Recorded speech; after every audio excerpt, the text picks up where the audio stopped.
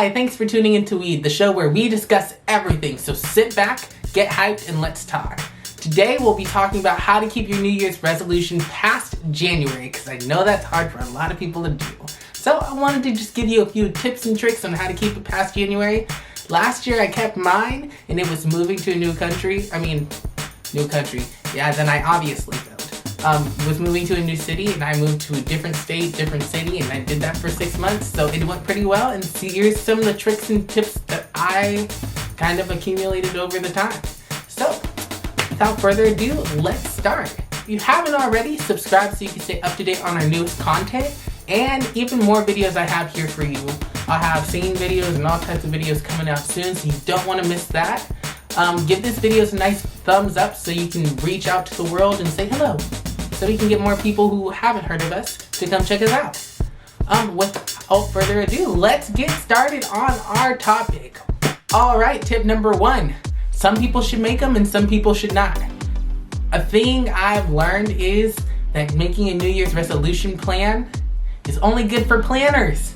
If you don't like to plan, you like to live spontaneously, do stuff outside the box, do it whenever you want to do it, making a New Year's resolution might not be the best thing for you to do if you're not good at keeping a plan, or you don't want to commit to keeping a plan.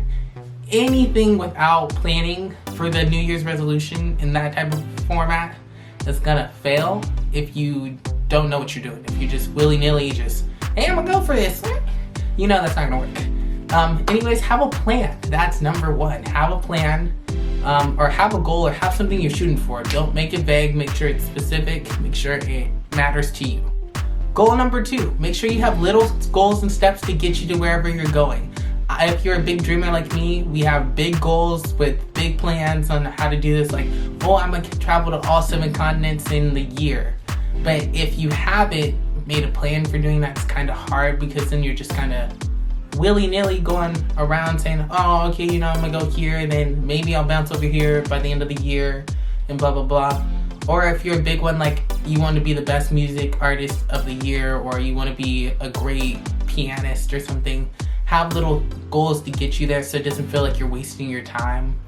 So you feel a little bit more happy, you know, a little more like, yay, I'm actually doing something, like I got this part done, I got this done, I'm actually doing steps to get there. Like, it's way easier to keep going when you feel like you accomplished things rather than feeling like, oh, I ain't done anything, I'm just pooping. Alright, I know people are gonna get me for this one, but you don't have to start your New Year's resolution in January. I know it's a new year and, you know, the top of the year is January, but it's such a sucky month to start anything in. Like, you know, it's cold, ain't no holidays in there where you get really good food or something. The Super Bowl's in February, so like it's just dry, snow everywhere. If you like snow, that's different, but most people like snow's fun for 2 weeks and then it's like, But starting in January kind of sucks. So, you know, you can start it in December. Not saying everybody starts your New Year's resolutions in December, but you can start it anywhere as long as you make it through the new year. You finish it by the time that year's over. Even if you start in December 1st and finish it by December 30th or December 31st at 11:59, you still made it.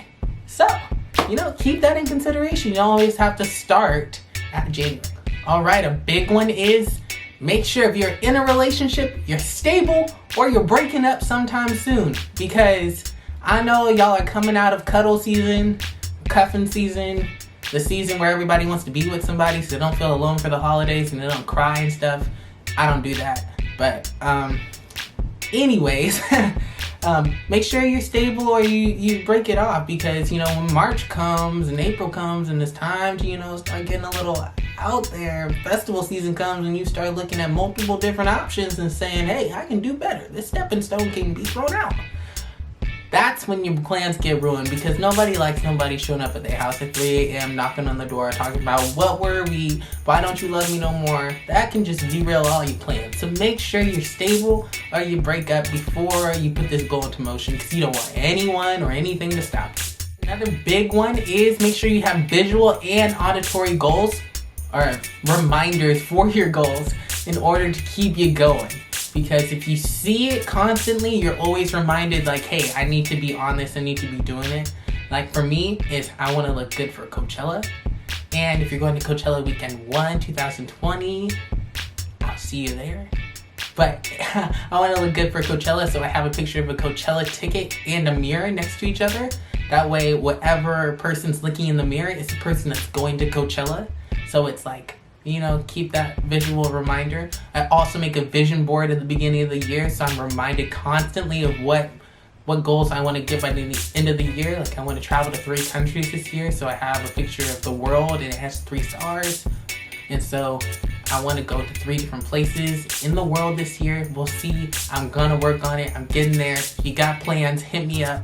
Anyways, that's it. Make sure you have visual and auditory reminders. Have your alarm wake you up every morning saying, hey, get up and do your stuff. An important thing to have in your plans for your New Year's resolution, especially to keep it past January, is to allow room for growth and change. People's plans don't always go according to how they think it's gonna go. Like when I moved to California last year, I thought I was gonna go there, get a job, it was gonna be easy. No, it was really hard for me to find a job. It's really hard for me to find somewhere to live and like keep motivation up and do what I want to do. And so you have to allow room for growth and change where things might not go exactly like you want them to, but you know, you can change your plan around it so you can still reach your goal because you still want to make it. All right, something that's also important but nobody talks about it is make sure that you want your New Year's resolution goal.